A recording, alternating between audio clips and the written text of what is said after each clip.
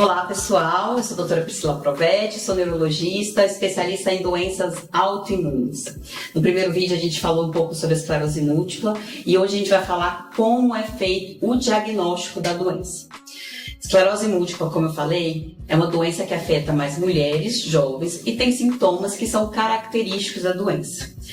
O diagnóstico ele é baseado atualmente nos critérios de McDonald's de 2017.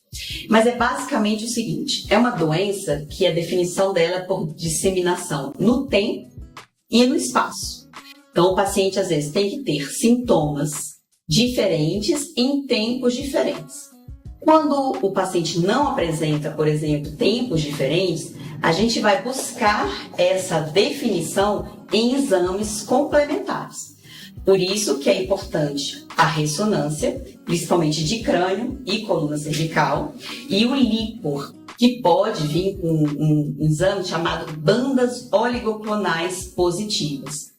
Na ressonância, a gente tem imagens que são características de esclerose múltipla, porque o diagnóstico diferencial da doença é muito amplo. Várias doenças podem ser muito semelhantes, tanto nos sintomas quanto nos achados dos exames. Então a gente precisa de pessoas extremamente especializadas para conseguir realmente definir se aquelas imagens são características ou não.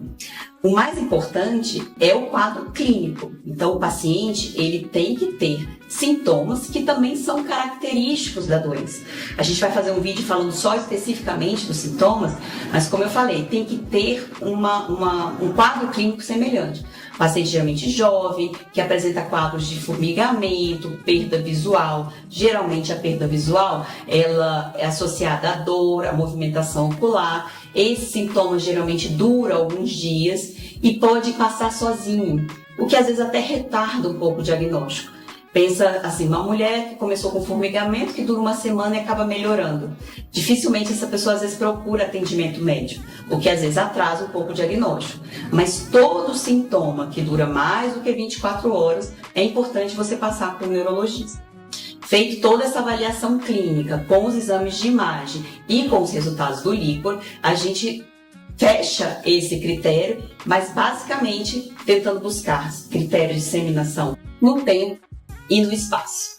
A disseminação no tempo, a gente tem que definir, o paciente tem sintomas em tempos diferentes. Por exemplo, ele tem um sintoma agora e daqui a 2 meses ele pode ter outro sintoma. Para a gente caracterizar a disseminação no tempo, a gente tem que ter pelo menos 30 dias de intervalo entre o sintoma e outro.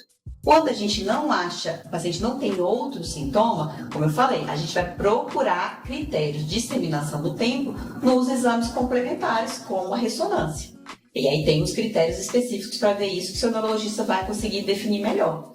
A disseminação no espaço é lesões em tempos diferentes ou sintomas diferentes. Então, por exemplo, eu tenho um sintoma de embaçamento visual e daqui a 2 meses eu tenho um sintoma de fraqueza na perna. Sintomas diferentes que fazem uma topografia, ou seja, um local do cérebro que é diferente. Isso é disseminação no espaço.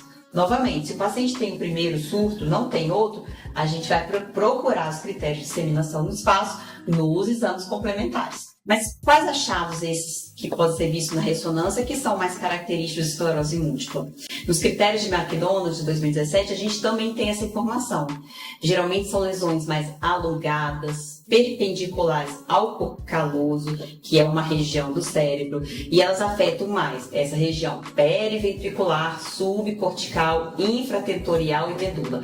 Esses termos são difíceis, né? Isso mais, provavelmente o seu médico, o neurologista, vai conseguir te explicar melhor visualizando a imagem. Mas pensa assim, existem lesões que são características e que isso precisa ser realmente avaliado por um médico.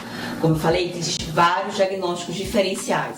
Por exemplo, outras doenças autoimunes, como lúpus, síndrome de Sjögren, a gente tem vasculites, a gente tem deficiência de vitamina B12, por exemplo.